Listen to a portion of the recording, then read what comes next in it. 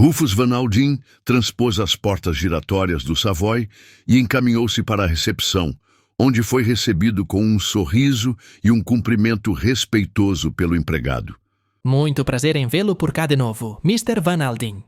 O milionário americano correspondeu com um aceno casual e inquiriu: Tudo bem? Sim, senhor. O Major Knighton encontra-se já na suíte. Algum correio? Perguntou o americano com um novo aceno de cabeça. Já mandaram tudo para cima, Mr. Van Aldin. Ah, um momento. Meteu a mão num cacifo e retirou uma carta. Chegou mesmo agora? Rufus Van Aldin aceitou a carta, mas ao ver a caligrafia feminina e harmoniosa, o rosto transformou-se-lhe.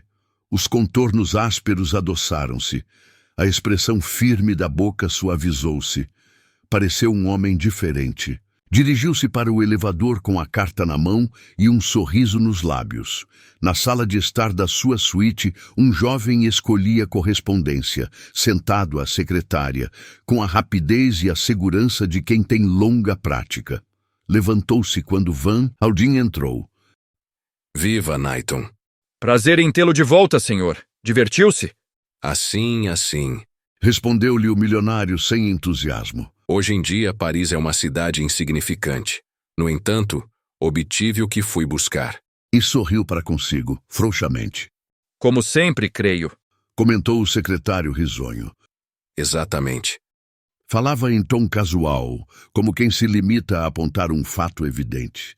Alguma coisa urgente? E perguntou, despindo o grosso sobretudo e aproximando-se do secretário. Não creio, senhor. O normal, mais ou menos, embora ainda não tenha acabado a classificação. Van Aldin esboçou um breve aceno de cabeça. Era um homem que raramente exprimia censuras ou elogios, que usava um método simples para com aqueles que empregava. Proporcionava-lhes um período razoável de experiência e despedia. Sem hesitar os ineficientes, não obedecia. Também a nenhum sistema especial para contratar os seus empregados. Knighton, por exemplo, conhecera-o 2 meses antes, numa estância de repouso da Suíça. Simpatizara com ele, investigara as suas referências e encontrara explicação para o fato de o indivíduo cochear um pouco. Knighton não ocultara que procurava emprego e perguntara até ao milionário, timidamente, se não tinha conhecimento de nenhum lugar vago. Van Aldin lembrou-se, com um breve sorriso, do ar de completo espanto do rapaz quando lhe oferecera o lugar de seu secretário pessoal. Mas não tenho experiência nenhuma de negócios. Gaguejara. Isso não tem importância. Afirmara o milionário. Para tratar de negócios tenho já 3 secretários. Provavelmente passarei os próximos 6 meses na Inglaterra e preciso de um inglês que, enfim, que saiba manejar os cordelinhos e encarregar-se em meu nome do capítulo social. Até agora, Van Aldin não tinha motivos para se arrepender da sua decisão. Knighton mostrava-se ativo, inteligente e cheio de recursos, além de possuir uma agradável distinção de maneiras. O secretário apontou 3 cartas e sugeriu: Talvez fosse melhor dar uma vista de olhos por essas cartas, senhor. A primeira refere-se ao Acordo Colton.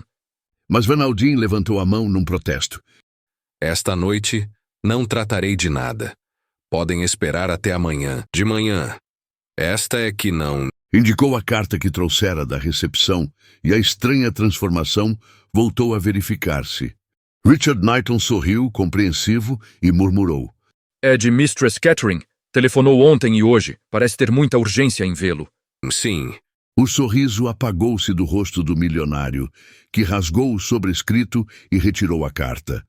A expressão endureceu-se-lhe à medida que lia, e a boca readquiriu a severidade e a firmeza que a Wall Street tão bem conhecia.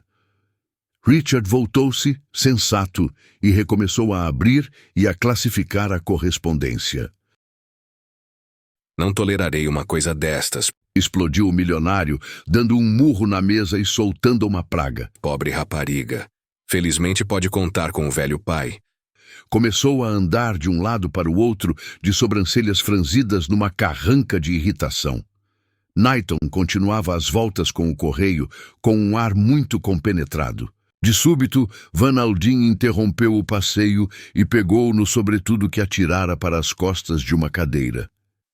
Vai sair outra vez, senhor? Vou ver a minha filha. Se os Coltons telefonarem... Diga-lhes que vão para o diabo. Muito bem. Redarguiu Knighton, sem se perturbar. Van Aldin vestiu o sobretudo, pôs o chapéu na cabeça e, já com a mão na maçaneta da porta, voltou-se e disse: Você é bom tipo, Knighton. Não me aborreça quando estou irritado. Knighton esboçou um leve sorriso, mas não respondeu. Ruth é a minha única filha, e ninguém neste mundo avalia o que ela significa para mim. Sorriu enternecido, meteu a mão na algibeira e perguntou: Quer ver uma coisa, Knighton? Voltou para junto do secretário e tirou da algibeira um embrulho tosco de papel castanho. Retirou o papel e revelou uma caixa grande, de veludo encarnado, no centro da qual se viam umas iniciais entrelaçadas sob uma coroa. Abriu-a e o secretário susteve bruscamente a respiração. Sobre o branco levemente sujo do interior, as pedras brilhavam como sangue. Meu Deus! Exclamou Knighton, incrédulo. São verdadeiras? Van Aldin soltou uma pequena gargalhada e comentou: Não me surpreende a sua pergunta.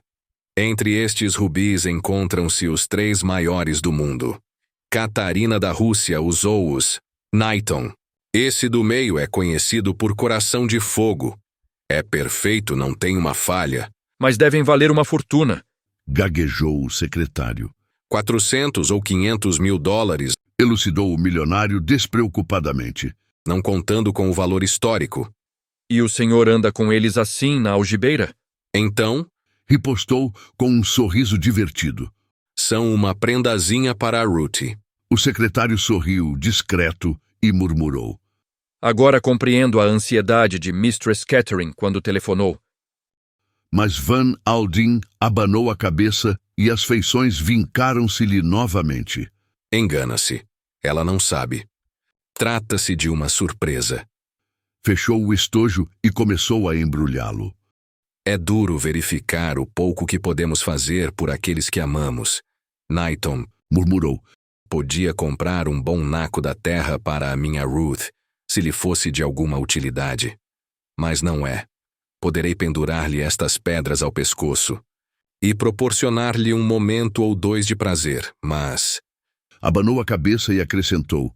Quando uma mulher não é feliz no seu lar, Não concluiu a frase e o secretário acenou discretamente.